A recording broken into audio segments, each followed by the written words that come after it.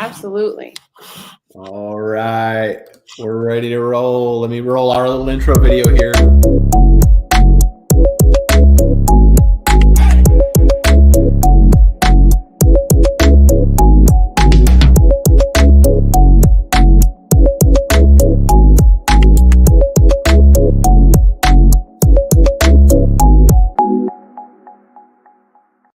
Mike Wall. Welcome back to another episode of the Agent Revolution podcast presented by Mike Wall Live, the place where we deconstruct the biggest challenges facing today's real estate agents so that they can build a sustainable, profitable, but most of all, fulfilling real estate business. Today, I'm joined by best-selling author, mega agent Jennifer Sino Tucker, and we're talking about how to build better relationships. And I don't mean the type of relationships where you just call people and you meet them and you show them a house and you sell them a house. I mean, we're talking about building long-lasting relationships where you serve the client and the client serves you, and making your life a whole heck of a lot easier. But before we do that, don't forget you can get more free real estate business training over at MikeWallLive.com. Jennifer, are you ready to rock and roll? We are jumping right in. Yeah, absolutely, Mike. Let's get this started. Let's do it, man. So before we jump into today's topic, give us a little background on you. A little bit of background. I took a traditional route. I, went through high school, college, got my master's degree in education, and of course, never really used it. I went into real estate after about 8 years of teaching, and decided that I needed to be my own kind of resource for financially freeing life, and that's where real estate kind of helped me out. And my mom was in the business at the time, 25 years. She mentored me through the process, and I just became her buyer's agent and really took to it and have stretched my wings in my own right and developed my own business and my own small little team that I have. That's great, man. So did your mom always encourage you to get into the business, or was it just something like you decided to do? Yeah, that's funny. Out of her 4 children, she actually will tell you that I would be the last one that she thought would go into real estate. No, she didn't encourage me at all. In fact, I was the one who'd be like at the dinner table, put the phone down. So I didn't think she'd think I'd go into it, and she didn't think I would do as well as I'm doing either. And now you're the person with the phone. Yeah, I am. But I schedule some time that I definitely put it down and spend it with family too. I mean, I'm at the point where I'm able to do that, and I have the systems in place for business to still be moving while I'm either with taking some family time or on vacation. Yeah. So I can hear it in your voice. You're obviously from the East Coast. What market are you serving? Yeah, I'm in New York. I'm on Long Island specifically, and I touch a little bit of Queens or New York City. Okay. And what's your real estate market like right now? Oh, it's crazy, insane, crazy good. I mean, I love it. We're really definitely a seller's market. There's definitely a lot more buyers out there than there is inventory. Yeah. In fact, in my little niche market, one zip code that I work specifically and farm, we typically run about 100 to 110 houses since I've been in the business 8 years, and now we're down to about 70. Oh my gosh. Yes. Yeah, that's crazy. Like 3 months of supply that's out there. So yeah. And here's the funny thing too is, well, maybe not so funny, but you probably have more agents than you've ever had, right? Oh my God. I was just looking into it. Yeah, there are more agents than there typically are. I mean, we're about 3,000 on Long Island, but there are more and more agents coming into the business now. And I guess everyone kind of sees a path to prosperity through real estate now with how hot the market is. But I have to be honest, I'm a little afraid for those agents because, it takes a little bit of time to get that rhythm and momentum going. And I think by the time they get that momentum, which might be a year to 2 years, the market may shift and change. Yeah, no, you're absolutely right. So you started as a buyer's agent for your mom. Did you know at that point that you would end up like your mom someday, or even do more than what she was doing?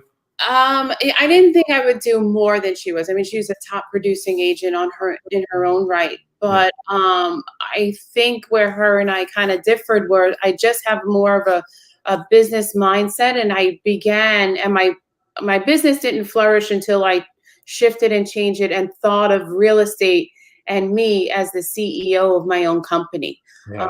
That's when things kind of moved, because I was a reactive agent, and until I got automation going in my own business, things weren't clicking, and I was, missing time out with my daughter, and I knew I needed some leverage in that sense in my business. To kind of take this. I knew I wanted to continue her legacy though after about 3 years in the business. Yeah. Yeah. And so your goal now, I'm sure it's not the same. When you got into this business, you viewed it one way. Now you view it a different way. You view it as a business owner, as a CEO. Where ultimately would you like to take this? I mean, what is the, I guess, what is the pinnacle of success for you? I think for me, the pinnacle of success as an agent would obviously be having my own brokerage, but having everything, like I said, kind of automated and in place where I just want to be the overviewer. I want to be that little bird in the sky and kind of see things. I love seeing agents grow, and that's why I brought in, the book, and it became a training tool for our agents as well. I love seeing people grow, especially when they come from a difficult situation and see real estate as that opportunity to kind of take them to the next level financially. And then to see that actually happen, I mean, that's just, it's so, I just love it. I don't know.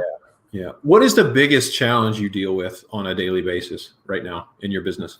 In my business, I would say the biggest challenge is, well, I have a small team and getting into meetings right now is a little bit of a challenge. Sure.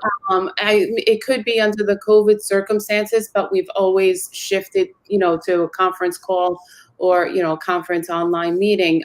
But getting them at this point to kind of come to meetings and be held accountable for their actions is really a little bit of my struggle right now. And I want to say that's only within the last couple of months, maybe 2 months. Yeah. And it could be the end of the year kind of thing. I mean, we've done our business plans and everything to get those in place. But right now, that's what I'm dealing with.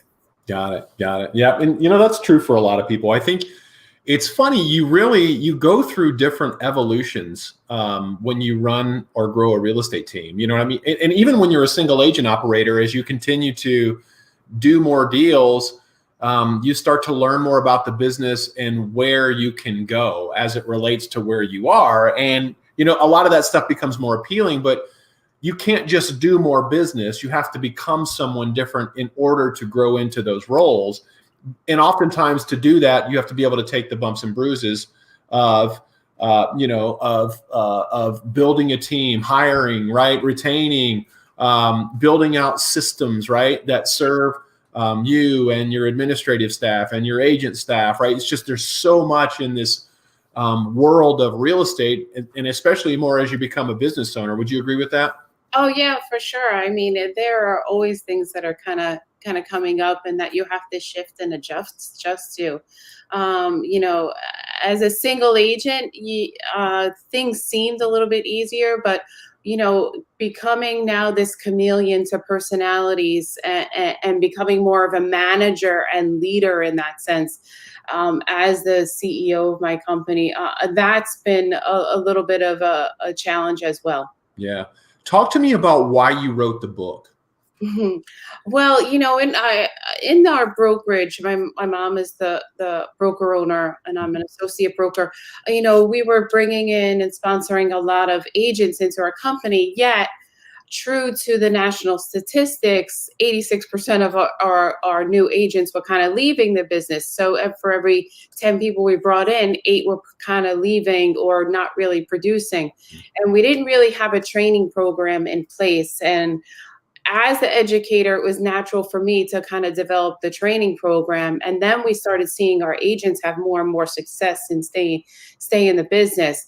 And I was just like, if this is working locally, it can definitely work nationally. And that really was the sense of the book, to really help agents who are, in their first 1 to 3 years, or maybe kind of struggling, get Yeah. the right systems in place to hit that first kind of milestone of 100K a year. Yeah. So the book really is set up kind of like a training manual. Oh, absolutely. It's a great guide for new agents to kind of go through.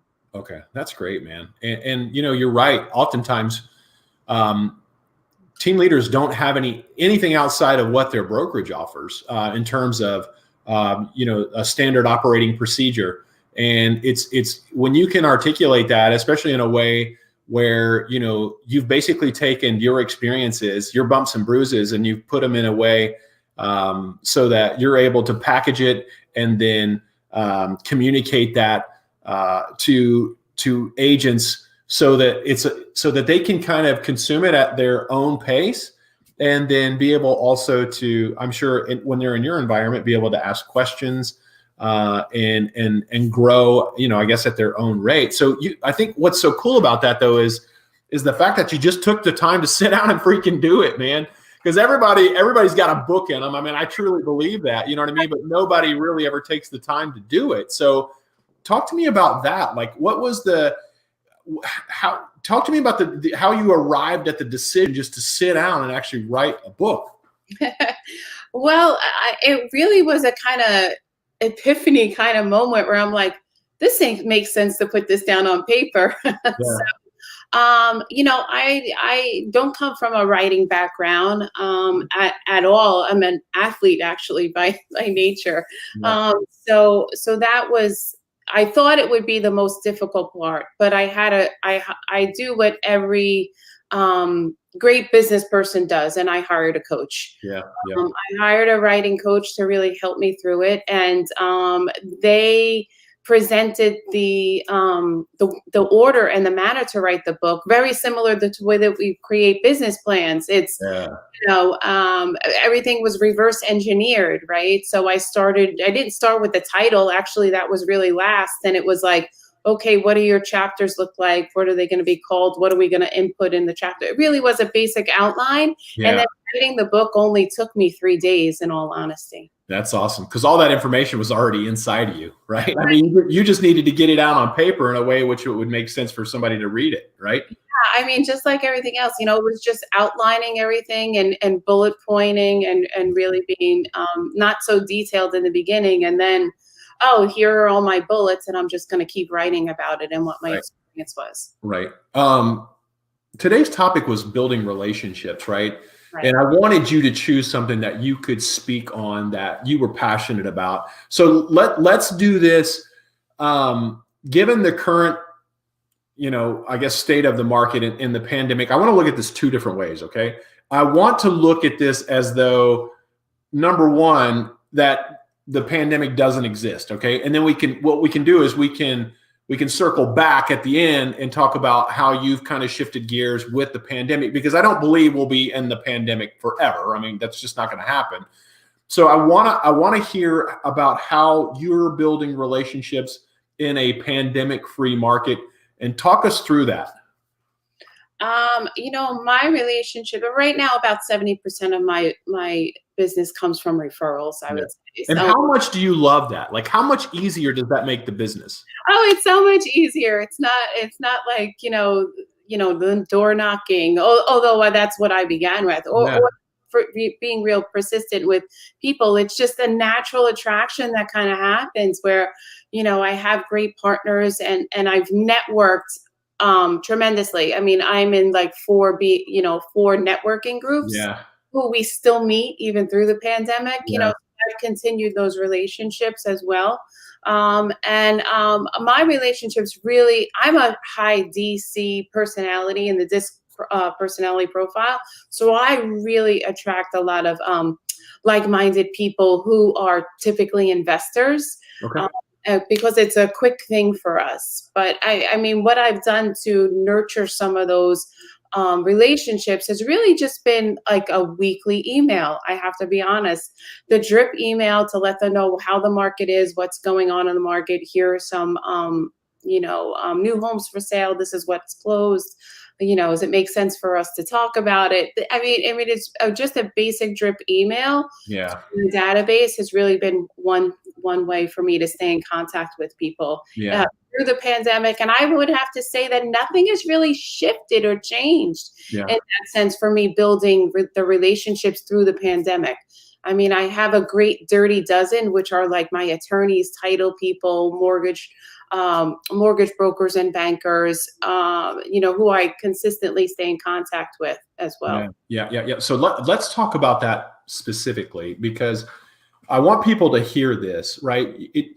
Referral partners don't necessarily have to be past clients or sphere of influence, right? They can be people that you use for title, for mortgage, for insurance, for inspections, right? All these different people can refer business to you. But talk about, is the relationship part of the business as it relates to asking for referrals the same or different than asking somebody from your SOI or your past client, or talk about that? Or is it really, are you approaching it the exact same way? Yeah, I would say I'm approaching it the exact same way. I don't think there's anything different than I do. I just try to be real consistent. And I think that's been the difference, just being consistent. So for example, in my sphere of influence and past clients, I mean, it's just staying in contact with them, around this holiday season, of course, specifically. And when their anniversary for when they closed on their home or when they moved. And that's been huge, but I wouldn't say too much has been different. For people who are kind of in my sphere, I'm reaching out to them every first and third month. First and third week of the month to just say hi and see how things are going. It's not a sales kind of thing. It's just, hey, what's going on in your life? How are your kids? How are you dealing with this? Is there anything I could do to help? Yeah. So I want to clarify, because here's where most people swing and miss, right? This phone call, and I'm just guessing, is a very authentic phone call, right? It's not a pitch. It's not canned. It's truly, hey, I want to know how things are going in your life, right? Yeah, there's no script at all in front of me. I just pick up the phone and they're in my contact, and I just call, but they're on a list that I know is there for me to call that week. And if I don't hit them that week, then I'll hit them the next week, or the third week, I mean. Yeah. In that call, Jennifer, are you specifically asking for business, or are you just kind of checking in as a friend? Yeah, I'm just checking in. There's no business whatsoever. Because they already know what you do, right? Yeah, they already know what I do, but I have to be honest. They're the one who's asking, how's the market? How's the market? And that's how the business kind of comes up. Oh, I forgot to tell you, I may have a friend who's looking to sell. Yeah. And gosh, and so just through the consistency is what's creating the result, right? The fact that you have a system for follow-up is why you're seeing the payoff or the return on the investment of time. Yeah. As agents, we're lead generators, and lead follow-up are our first two priorities, I think, in the business. And yeah, it's been the consistent and persistent actionable behaviors that I've been doing that I attribute to my own success. Yeah. And so are you kind of doing the same with your sphere and your personal network? Yeah, I would say, like I said, nothing's really different. I'm keeping everything pretty much the same with Okay. them. All right. Man, that's great. So as you scale, I mean, obviously you're starting to do more and more and more business. That's going to become more of a chore for you.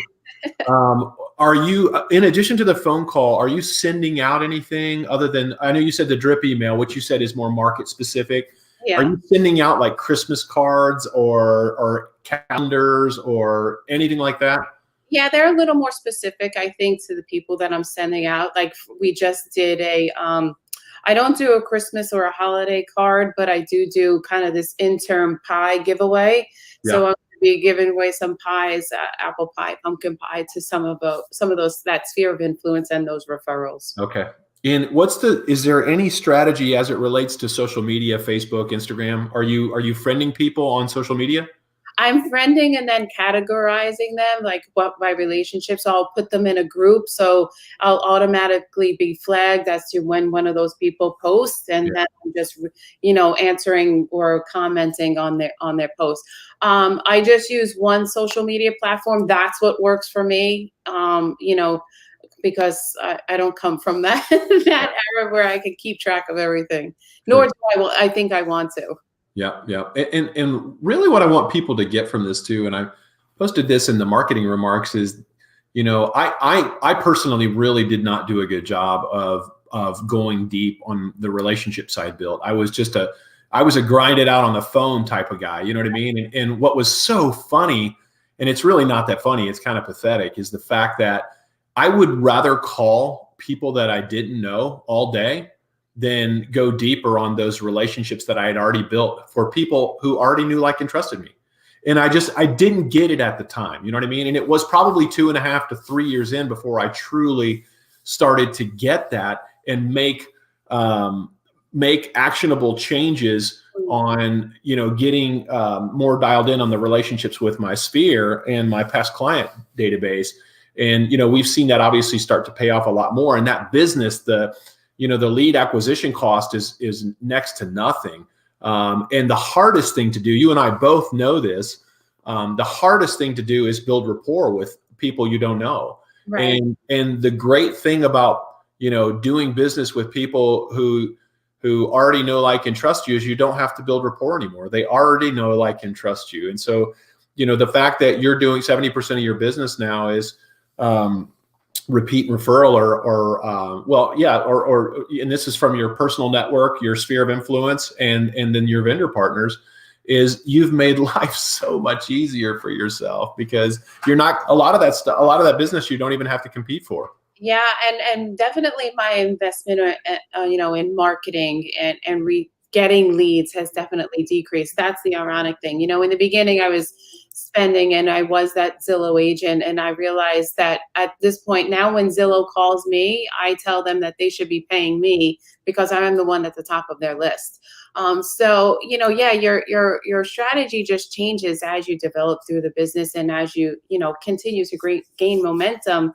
You'll notice that you're not spending as much money in marketing too. Yeah. So is most of your marketing budget now predicated on your past clients and your sphere of influence? Yeah, for sure. I mean, yes, absolutely. I mean, that's the greatest return on my investment. So it makes more sense, to invest in that way for Yeah. sure.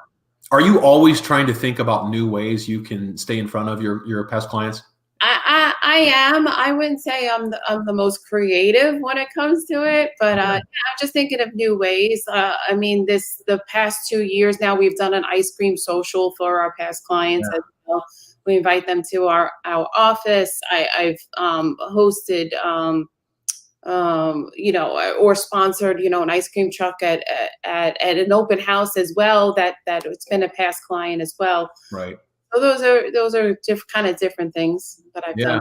Well, you don't have to be good. You don't have to be uber creative. All you have to be good at R&D. We call it, it's not research and development. It's rip off and duplicate. Right.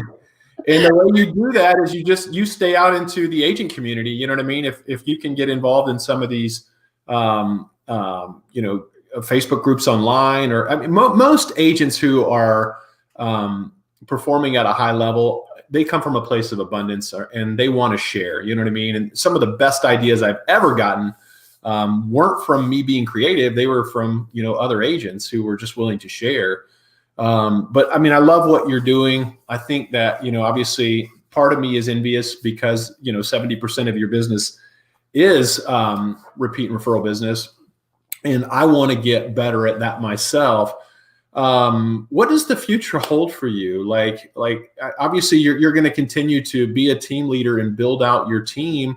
From a production standpoint, do you have a goal? Do you have a number you'd like to hit before maybe you start to step aside a little bit and then succeed more through your agents? I mean, I haven't thought about that goal. I don't think that's in the next 3 years, kind of thing.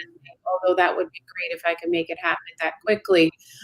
For right now, my goal for 2021 is to increase production 25% per quarter, Yeah. so that I'm able to kind of continue the growth and the track that I'm on. Yeah. Uh, those are at least I think they're far stretching goals, but I Yeah. believe that they are obtainable for me. Yeah. And you guys are around 20 million right now. What is where you, which is awesome, by the way. But your current team structure, what does it look like? Yeah, well, I have a transaction coordinator. Okay. She handles everything from contract to close. I mean, we work with attorneys here. So she's basically taking away all those phone calls from me that I would have to do to follow up on what's happening with the deal now that it's in contract. I do have 3 agents. I wouldn't call them buyer's agents, but they are younger agents. They've been in the business 1 to 3 years. They all 3 of them list and take out and sell, work with buyers and sellers alike, and we just structure it the best that works for us, depending upon the referral source or how the lead or how the source came in. Awesome. Awesome. Well, this has been fantastic. I have so enjoyed talking to you. Let me ask you this: how can people, if people have more questions, about how you're building your business, or just general questions about real estate or about the book, Yeah. what's the best way to get in touch with you? Definitely, I'd love to give your audience a free download of my book at rockstaragenttraining.com. They can download the book there for free. They can Okay. also check it out on Audible if they're like listening as opposed to reading. But you can always connect with me on Facebook at Facebook.com/JCino Tucker. You can catch me there and instant message me. For sure, those are the best ways to really get a hold of me. Awesome. Awesome. Well, Jennifer, I so appreciate you taking some time out of your busy schedule to share with our audience today. As usual, I love sharing these stories week after week because I know this show is literally changing agents' financial lives, my own included. Do me a big favor. If you know someone that might enjoy the podcast, please, please, please share it with them. And if you like the podcast, please go to wherever you listen to podcasts, make sure and subscribe. And if you like Miss Jennifer's episode today, please leave us a 5-star review. Don't forget to visit MikeWallLive.com where you can get 8 hours worth of absolutely free business training. Thanks for listening, and we will see you again soon. Jennifer, thank you so much. Hey, pleasure, Mike. Thanks so much. I'm a huge fan of your show too, by the way. Awesome. Awesome. Thanks so much again for coming on, and we'll have to do it again.